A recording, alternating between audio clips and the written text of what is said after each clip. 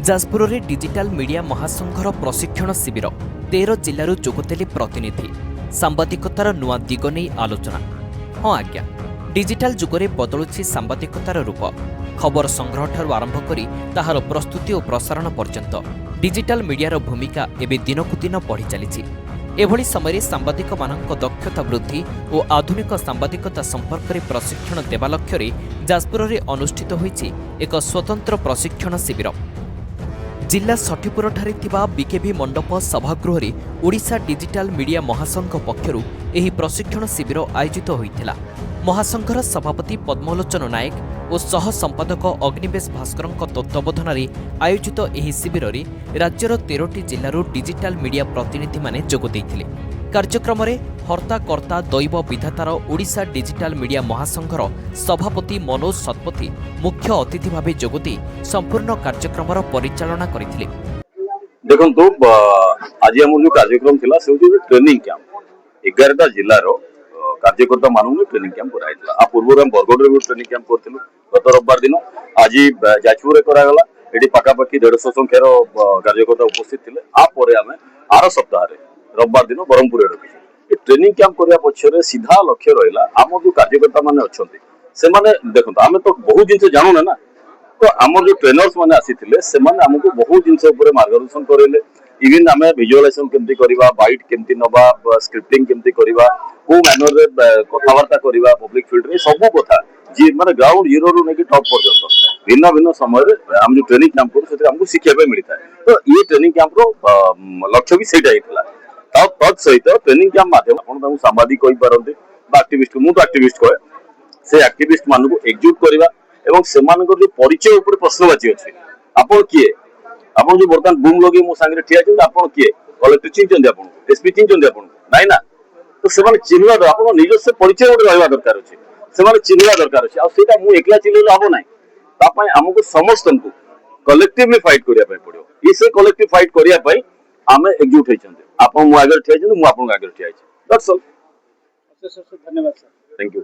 देखो वर्तमान तो आम समाज रे वर्तमान आम डिजिटल मीडिया ही चली आप सकाल गोटे मोबाइल खोलदेवे बहुत प्रकार न्यूज आसी वर्तमान तेणु डिजिटल मीडिया आम जेहेतु गोटे संघ करूँ ऑल ओडिशा संघ प्राय आमर 30टा जिले कार्यकर्ता सब अच्छा आमर संघर सभापति मनोज शतपथी निर्देश में आम जाजपुर पाणीकोइली ठारे एक आज आमर 13टा जिलार बोधे होता कार्यक्रम प्रशिक्षण शिविर आमर भल भल प्रशिक्षक आसते बहुत कथा किसी कहले बहुत शिखबार जिनस भी रहा जहाँ आमर ये कार्यक्रम भी बहुत भल भाव है। वर्षा होते संख्या आमर प्राय भल रहा निश्चित भाव में 160-170 जन आमर अच्छा सभ्य आसछन्ति बहुत जन कर ज्ञान निश्चित भाव में आगामी दिन में कम आसो से मुख्य स्रोत समाज जो मुख्य स्रोत को आसी पारना लोक गाँ गहली रही जाऊँगी खबर को उपस्थापना करेंगे एवं सरकार को दृष्टि आकर्षण कर न्याय प्रदान करेंगे। डिजिटल मीडियार प्रचार सह खबरर गति जेतिकी बढ़ी सेतिकी बढ़ी दायित्व मध्य। तेणु सठिक तथ्य निरपेक्षता और दायित्वबोध को प्राथमिकता दे सांबादिकता करने उपरे एही प्रशिक्षण शिविर रे गुरुत्व दिया जायथिला। सांबादिकतार नुआ दिग, डिजिटल मीडियार नुआ चैलेंज और दायित्वबोध ए सबको नहीं आयोजित एही प्रशिक्षण शिविर डिजिटल मीडिया प्रतिनिधिंक पई एक नुआ अनुभूति आनिबाकू कुहा जाउछि।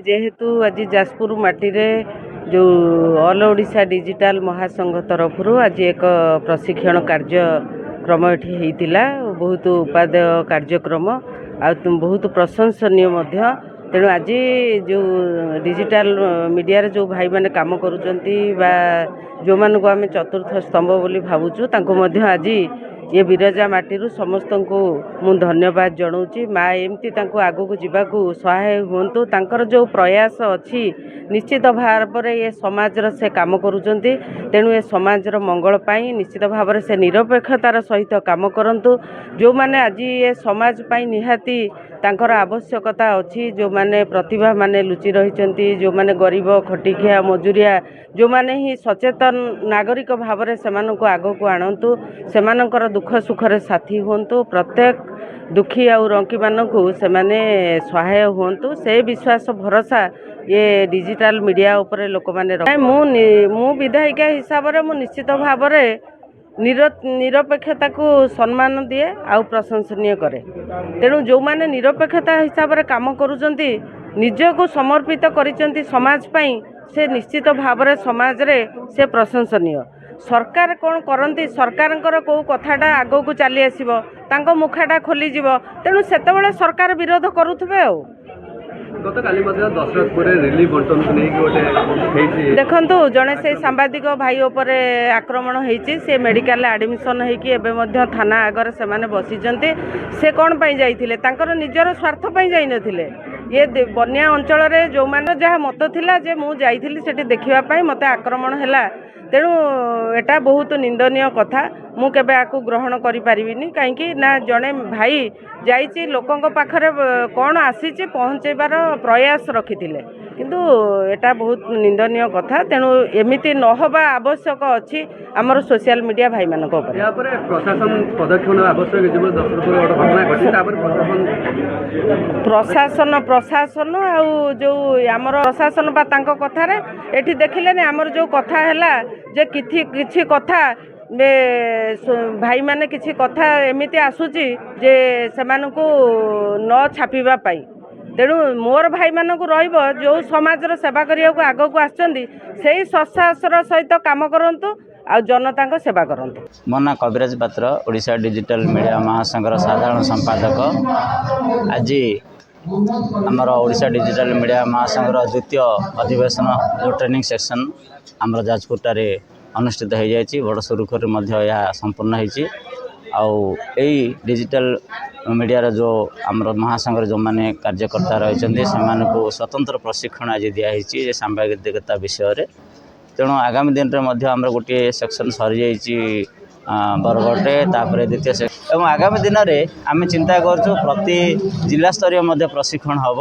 ତେଣୁ ବହୁତ ବହୁତ ସମସ୍ତଙ୍କୁ ଧନ୍ୟବାଦ। ଆମର ଯିଏ ଅଛନ୍ତି ମନୋଜ ଭାଇ ଯେଉଁ ସଭାପତି ଅଛନ୍ତି ତାକୁ ବହୁତ ବହୁତ ଧନ୍ୟବାଦ ଦେଉଛି ଯେ ସେ ଏପରି ଗୋଟେ ପ୍ରୟାସ କରିଛନ୍ତି ଯେଉଁଟାକି ଓଡ଼ିଶାରେ ଏମିତି କେବେ ହେଇନଥିଲା। ତେଣୁ ଧନ୍ୟବାଦ ଦେବି, ଆମର ଟିମ୍କୁ ମଧ୍ୟ ଧନ୍ୟବାଦ ଦେବି ଯେ ସେମାନେ ଆମକୁ ସମ୍ପୂର୍ଣ୍ଣ ଭାବରେ ସହଯୋଗ କରିଛନ୍ତି ଏବଂ ଆଗାମୀ ଦିନରେ ଏହାକୁ ଆହୁରି ତ୍ୱରାନ୍ୱିତ କରାହେବ ଏବଂ ପ୍ରତ୍ୟେକ ଓଡ଼ିଶାରେ ଯେଉଁ ଡିଜିଟାଲ ମିଡ଼ିଆ ମହାସଂଘରେ ଯେଉଁମାନେ ଜଡ଼ିତ ଅଛନ୍ତି ସେମାନଙ୍କୁ ଉପଯୁକ୍ତ ଆମେ ତାଙ୍କୁ ପ୍ରଶିକ୍ଷଣ ଦେବୁ ଏବଂ ଗୋଟିଏ ଭଲ ସାମ୍ବାଦିକତା ହିସାବରେ ଆମେ ତାଙ୍କୁ ଗ୍ରହଣ ଯେମିତି ସମାଜ ଗ୍ରହଣ କରିବ ସେ ଉପରେ ମଧ୍ୟ ଆମେ ଚେଷ୍ଟା କରିବୁ।